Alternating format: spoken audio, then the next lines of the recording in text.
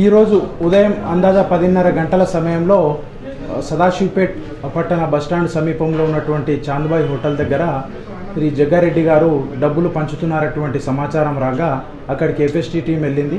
అక్కడికి వారితో పాటు మేము కూడా వెళ్ళినాం. అక్కడ పబ్లిక్ అంతా గుమిగూడి ఉన్నారు. అక్కడ అట్లాంటి డబ్బులు వంచడం ఏం జరగడం లేదు. కానీ ఎలక్షన్ కోడ్ అమల్లో ఉంది.